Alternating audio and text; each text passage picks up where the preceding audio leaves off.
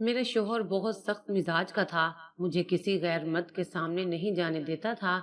मगर जब उसके दोस्त तैमूर की बीवी फोत हुई तो मेरा शौहर सलीम रोज अफसोस करने के लिए मुझे अपने साथ ले जाता और अपने दोस्त से मेरा पर्दा भी ना करवाता। शौहर के दोस्त का कहना था कि उसकी बीवी अचानक से बीमार हुई और फिर कुछ दिनों में ही फोत हो गई। मेरे शौहर का दोस्त भी जवान था और वो अपने घर में अकेला रहता था क्योंकि उसकी कोई औलाद नहीं थी और माँ बाप उसके दूसरे घर में रहते थे। मेरे शोहर का दोस्त रोजाना हमारे लिए बाजार से खाने के लिए बहुत कुछ मंगवा लेता। मेरा शोहर नशा करने का आदी था।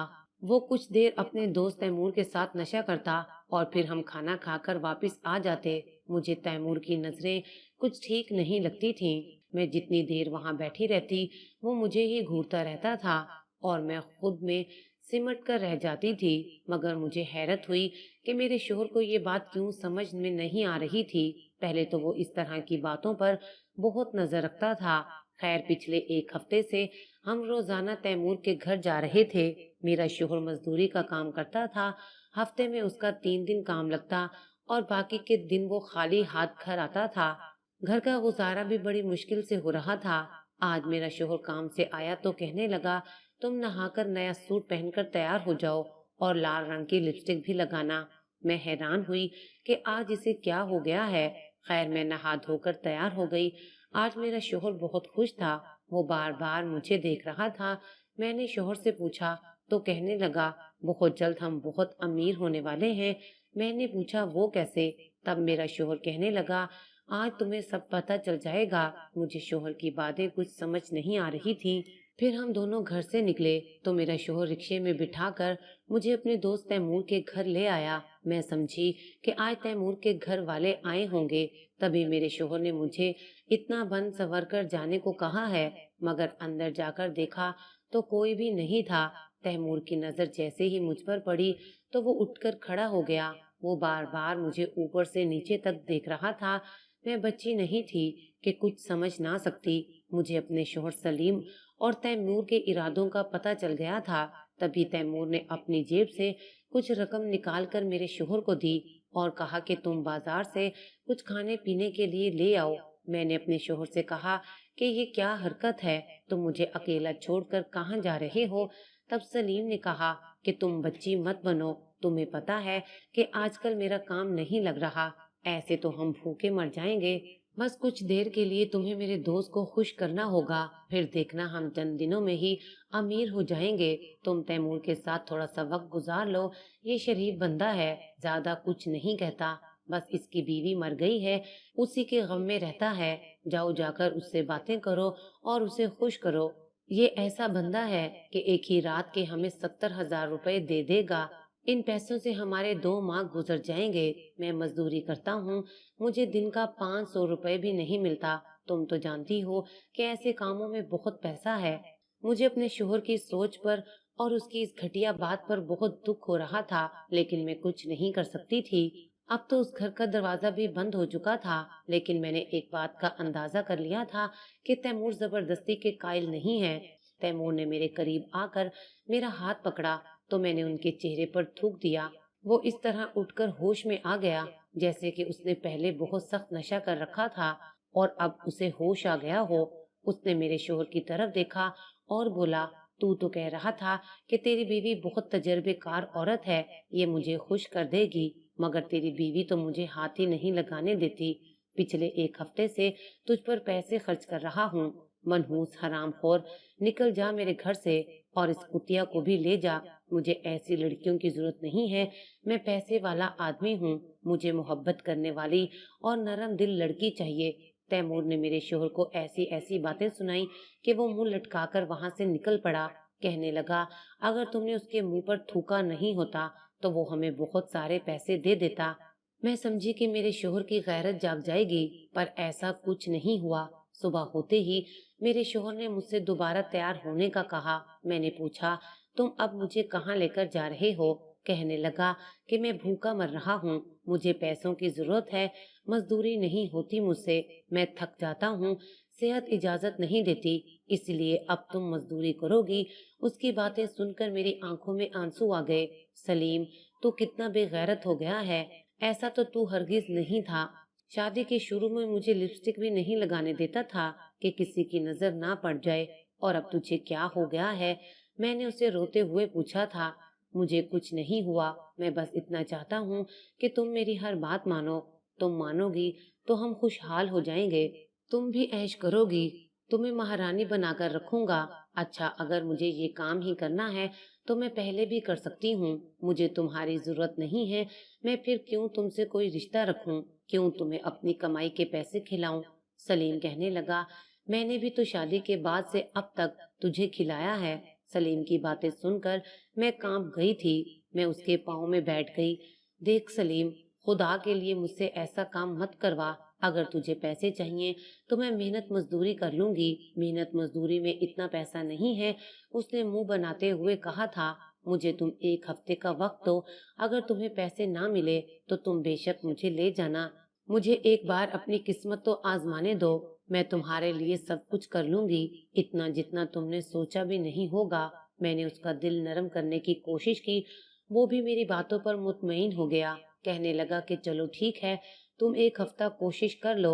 अगर तुम्हें कुछ मिलता है तो फिर तुम बेशक ये काम मत करना। मगर याद रखो, अगर अब मुझे घर में खाने को गोश्त नहीं मिला और सिगरेट की डबिया नहीं मिली तो तुम्हें ये सब कुछ करना होगा। मुझे तो उसकी घटिया हरकत पर बहुत गुस्सा आ रहा था, लेकिन मैं कुछ कर नहीं सकती थी। मैंने अपने माँ बाप को छोड़कर मोहब्बत की शादी की थी। अब मैं किसी से कुछ नहीं कह सकती थी कि मेरी मदद करो, मुझे मेरे शोहर से बचाओ। सब लोगों ने यही कहना था कि तुम्हारी अपनी गलती है। बस अपना मुंह छुपाने के लिए मैंने सोच लिया कि मैं हर तरह की मेहनत करूंगी। इतनी मेहनत करूंगी कि मेरे पास हजारों रुपए आ जाएंगे और फिर मुझे कभी कोई गलत कदम उठाने की जरूरत नहीं पड़ेगी। मैं अपने घर से निकल पड़ी। उस दिन जो भी दरवाजा मेरे हाथ लगा, मैंने वो दरवाजा बजाया। यहाँ तक के घर के मुकीन बाहर आ गए। मैंने बहुत सारे लोगों से बात की। मैंने देखा एक जगह एक औरत थी जिसने बड़ी चादर ओढ़ रखी थी। उसके चेहरे पर नूर ही नूर था। मैंने उसे सारी बात सच सच बता दी। बीबी जी, मुझे काम दे दे, वरना मेरा शोहर मेरी इज्जत का सौदा करने वाला है। मैं आपकी सारी जिंदगी खिदमत गुजार रहूंगी। आप जो कहेंगी मैं वो ही करूंगी। वो औरत मेरी बात सुनकर बहुत मुतासिर हुई।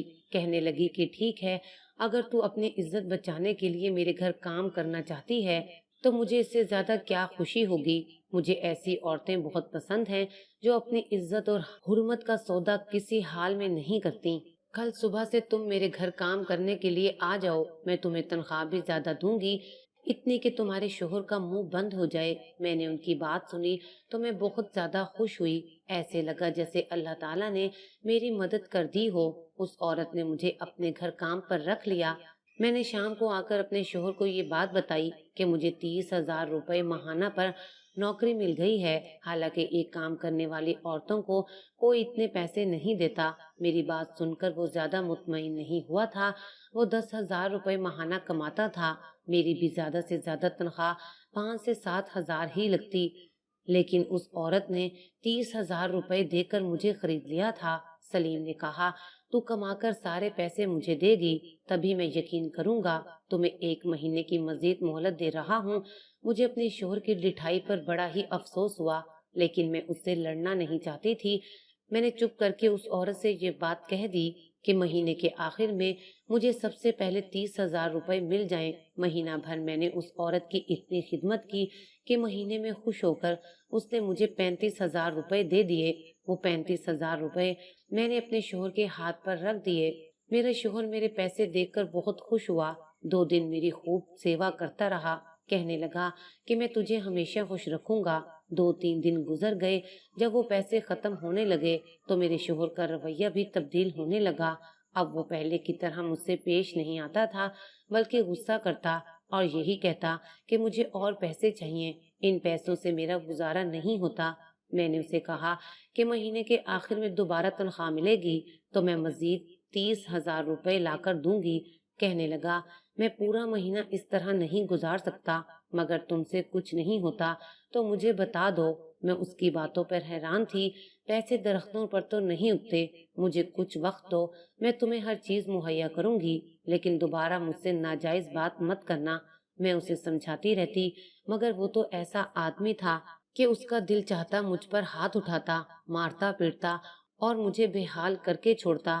ایک دن تو حد ہو گئی، مجھ سے کہنے لگا، چھوڑو اس نوکری کو، ایک سیٹھ مجھے تمہارے لیے 1,00,000 روپے دینے کو تیار ہے، تمہیں اس کے ساتھ 10 دن کے لیے رہنا پڑے گا، 10 دن اس کے گھر رہو گی اور کوئی چون چرا نہیں کرو گی، منہ سے ایک لفظ بھی نہیں بولو گی۔ وہ 1,00,000 روپے اسی لیے دے رہا ہے تاکہ اس کی عزت پر کوئی حرف نہ آئے۔ تم وہاں جاؤ گی تو کام والی بن کر، لیکن تم اس کو خوش رکھو گی اور تمہارا مقصد کچھ اور ہوگا۔ میں نے کہا، میں ایسے پیسے پر تھکتی بھی نہیں۔ میرے شوہر نے پھر سے مجھے مارنا شروع کر دیا، بولا کہ اب تو تمہیں جانا ہی پڑے گا، میں 1,00,000 روپے 10 دن میں کما لوں گا، اس بات سے انکار نہیں کر سکتا، ورنہ تو میں ساری زندگی تمہارے اسی 30,000 کی امید پر بیٹھا رہوں گا۔ شکر کرو کہ میں تمہیں بغیر اولاد کے برداشت کر رہا ہوں، کوئی اور مرد ہوتا تو تمہیں طلاق دے دیتا۔ میں تو ویسے بھی اب اس سے چھٹکارا چاہتی تھی، لیکن جو باتیں اب ہو رہی تھیں اس سے مجھے بہت اذیت پہنچتی تھی۔ میں نے اسے کہہ دیا کہ اگر تم نے دوبارہ یہ بات کی تو میں تمہیں چھوڑ کر چلی جاؤں گی۔ اس بات کا اس پر کوئی اثر نہیں ہوا، الٹا وہ مجھے دھمکانے لگا کہ میں تمہارے لیے اس جہان کو تنگ کر دوں گا۔ اس کی اس بات پر مجھے بڑا ڈر لگا۔ میں نے اگلے ہی دن اپنی باجی کو ساری صورتحال بتا دی۔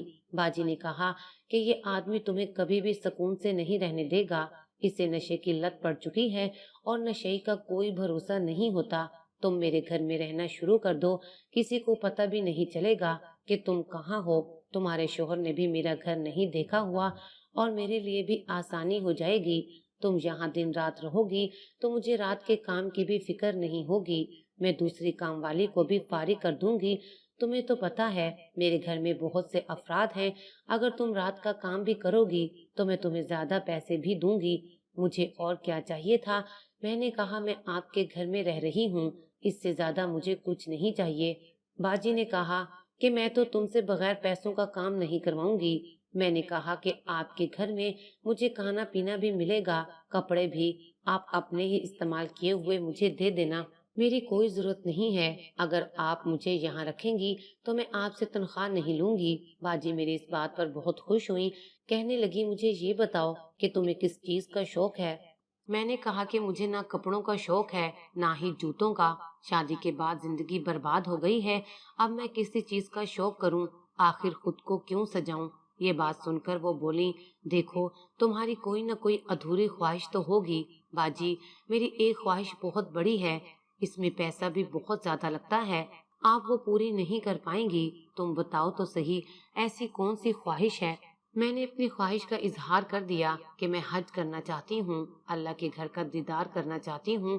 میری باجی نے مجھ سے یہ بات سنی تو بہت متاثر ہوئی، کہنے لگیں کہ کیوں نہیں تم حج ضرور کرنا، اب تم ویسے بھی اسی گھر میں رہو گی، تمہاری تنخواہ میں جمع کرتے رہوں گی، 1 سال میں تمہارے کافی زیادہ پیسے بن جائیں گے، 2-3 سال میں تم اس مقام تک پہنچ جاؤ گی کہ تم اپنا حج خود کر سکو، اور ہاں تمہیں اپنے ساتھ کسی کو بھی لے کر جانا پڑے گا تو بھلے تم 2 لوگوں کے پیسے جمع کر لو اور پھر حج پر چلی جاؤ، ویسے بھی اللہ کے گھر کا دیدار جب بھی ہو ہمیشہ اتنا ہی پر لطف ہوتا ہے، تم یہ نہ سوچو کہ تم بوڑھی ہو جاؤ گی، اگر تمہیں حج کرنے کے لیے 10 سال بھی پیسہ جمع کرنا پڑے تو تمہیں گھبرانا نہیں چاہیے۔ اپنی مالکن کی بات سن کر میرے دل میں ایک نیا عزم جاگ اٹھا، میں نے سوچ لیا کہ میں جو پیسے جمع کر رہی ہوں ان پیسوں سے میں حج ہی کروں گی اور ضرور اپنی زندگی میں برکتیں اور راحتیں لے کر آؤں گی۔ اب میں مالکن کا کام دن رات کرنے لگی، مالکن بھی مجھے پیسے دینے کی بجائے اپنے بینک میں جمع کرتی۔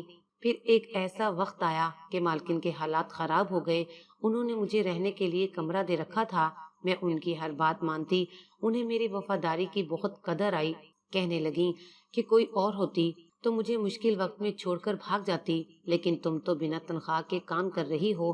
مالکن کے شوہر نے ان کو پیسے دینا بند کر دیے، اب میں باجی کے ساتھ مفلسی کی زندگی ہی گزار رہی تھی، لیکن کم از کم میرے سر پر چھت تو تھی، مجھے اس بات کی خوشی تھی۔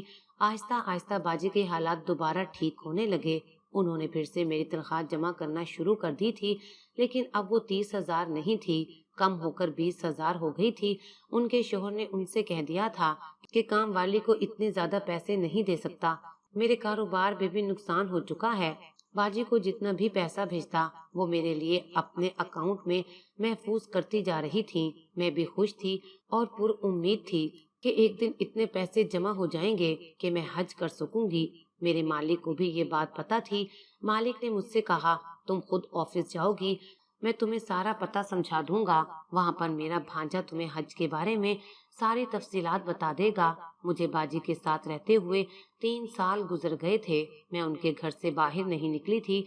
मेरे शोहर ने मुझे न जाने कहाँ कहाँ ढूंढा होगा, लेकिन उसको मैं नहीं मिली होंगी। मुझे क्या पता था कि कुछ अरसे के बाद जब मैं यहाँ से निकलूंगी तो मेरा उसके साथ सामना हो जाएगा।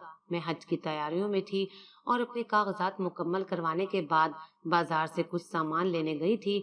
मैं पैदल जा रही थी। अपने घर के पास से गुजरने लगी तो मैंने देखा मेरा शोहर इस तरह कचरे में पड़ा हुआ था जैसे गंदगी का ढेर होता है।